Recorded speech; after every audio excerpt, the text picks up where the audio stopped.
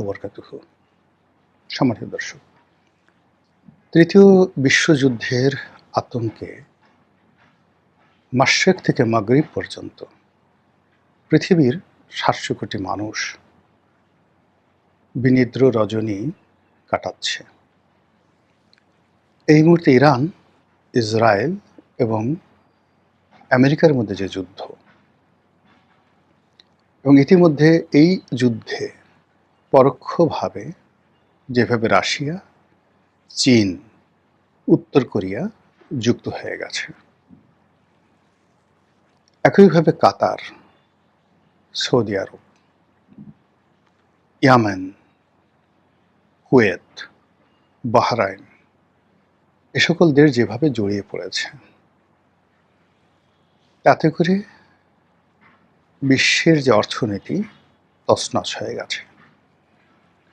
বিশ্বের যে প্রকৃতি এবং পরিবেশ, সেই প্রকৃতি আকাশে, সমুদ্রে, মরুভূমিতে এবং বায়ুমণ্ডলে, সেই বায়ুমণ্ডলের বায়ু প্রবাহের কারণে সারা পৃথিবীর বনাঞ্চলে যে বিরূপ প্রতিক্রিয়া পড়েছে, যা আমাদের সর্বনাশ করে ছেড়েছে।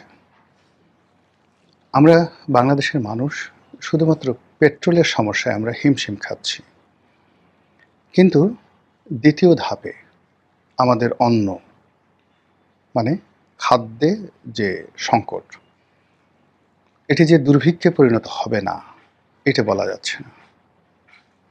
আমাদের অর্থনৈতিক সংকট, আমাদের ব্যবসা বাণিজ্য, শিল্প, কলকারখানা থেকে শুরু করে সামাজিক স্থিতিশীলতা এবং একই সঙ্গে রাজনৈতিক স্থিতিশীলতা চরম সংকটের মধ্যে।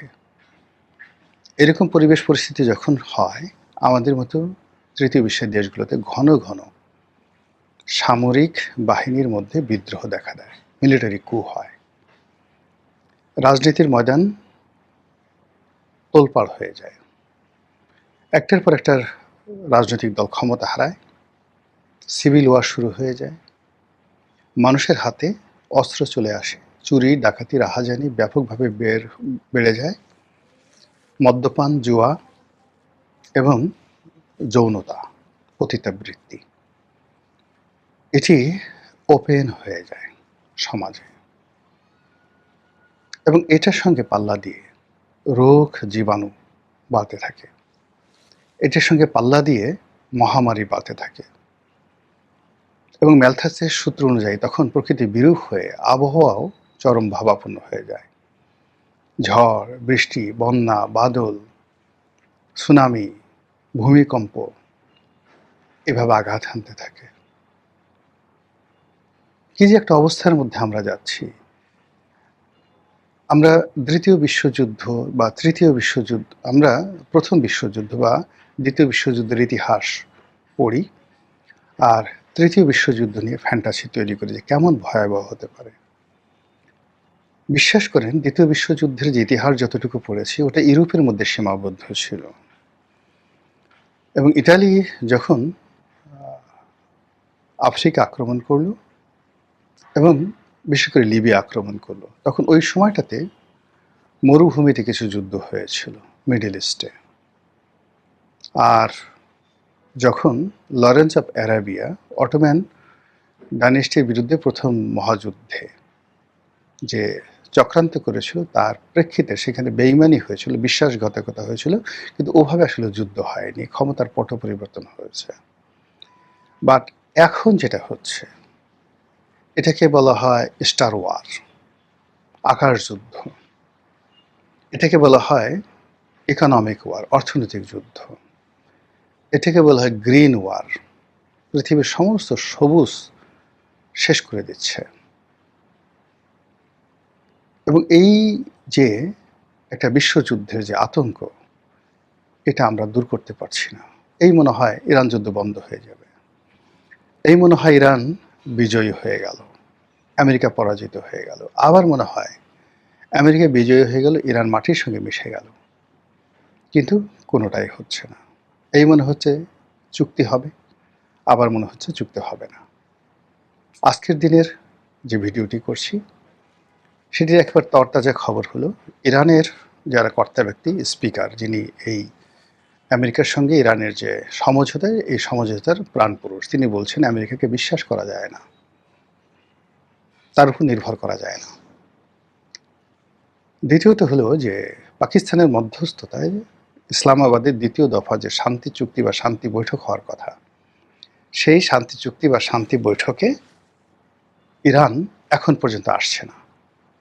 এদিকে আমেরিকার যারা লোকজন আছে তারা চলে এসছে এবং তাদেরকে পাহারা দেওয়ার জন্য আমেরিকার যুদ্ধ বিমানগুলো পাকিস্তানে চলে আসছে। তারা এতটা ভীত সন্ত্রস্ত, আমেরিকা এতটা ভীত সন্ত্রস্ত, তারা মনে করছে যে আমেরিকার যে সকল কর্তা ব্যক্তি রয়েছে তাদেরকে উদ্দেশ্য করে ইরান পাকিস্তানে হামলা চালাতে পারে। এজন্য পাকিস্তানকে রক্ষা করার জন্য পাকিস্তান একটি সামরিক সুপার পাওয়ার, ইরানের বন্ধু, তা সত্ত্বেও পাকিস্তানের আকাশ প্রতিরক্ষা ব্যবস্থা যেটা আমেরিকার তৈরি তার উপর নির্ভর করতে পারছে না, সেখানে সামরিক বিমানগুলো চলে আসছে।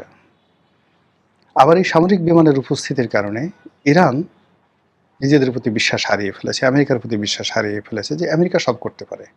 আমাদের লোকজনকে সেই সামরিক বিমান যেহেতু সেখানে গেছে, তারা যদি আক্রমণ করে বসে, গ্রেপ্তার করে তারা নিয়ে যায় সেই ভেনেজুয়েলার সেই যে প্রেসিডেন্ট, তার মতো করে, মাদুরোর মতো করে, তাহলে তো ইরানের জনগণের মনোবল ভেঙে যাবে। কাজেই তারা পাকিস্তানে আসতে চাচ্ছে না। তারা বলার চেষ্টা করছে যে যে বিষয়ে আলোচনা হবে তার একটা রূপরেখা তৈরি করতে হবে, আগে রূপরেখা তৈরি করতে হবে, তারপর আলোচনা। এর আগে কোনো আলোচনা নয়। আলোচনার টেবিলে এদেরকে বিশ্বাস করা যায় না। আমরা বহুবার তাদের সাথে আলোচনা করেছি, আলোচনার টেবিল থেকে তারা উঠে গেছে। একদিকে আলোচনা চলেছে, অন্যদিকে আক্রমণ চলেছে, এবং সর্বশেষ যে যুদ্ধটা, এই যে এখন যেটা চলছে, এই যুদ্ধটা যখন চলছে তখন মিশরে এই বিষয়গুলো নিয়ে আলোচনা চলছিল, তুরস্কে আলোচনা চলছিল, তারপরে বাহরাইনে আলোচনা চলছিল, কয়েকটা জায়গাতে আলোচনা চলছিল, এবং সেই আলোচনার মধ্যেই হঠাৎ করে তারা আক্রমণ করে বসলো। কাজে আমেরিকাকে তারা দুই প্রসাদে বিশ্বাস করতে পারছে না।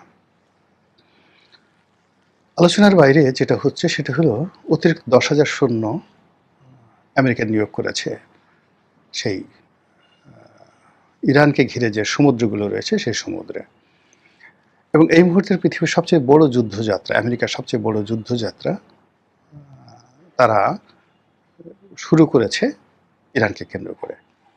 তাদের যে নেভাল ফোর্স, সর্বোচ্চ নেভাল ফোর্সের 12টি পরমাণু চালিত যে উভয়চর পরমাণু চালিত যে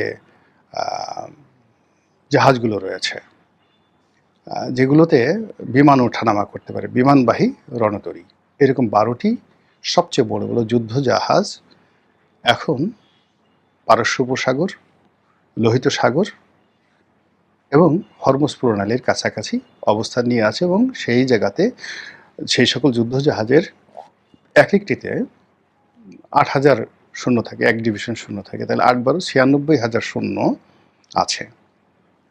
তার সঙ্গে আবার নতুন করে যুক্ত হয়েছে আরও 10,000 সৈন্য, 1,06,000 সৈন্য শুধু সমুদ্রে। এরপরে তাদের যে সকল ঘাঁটি রয়েছে মধ্যপ্রাচ্যে, সকল ঘাঁটিতেই তারা তাদের শক্তি বৃদ্ধি করেছে,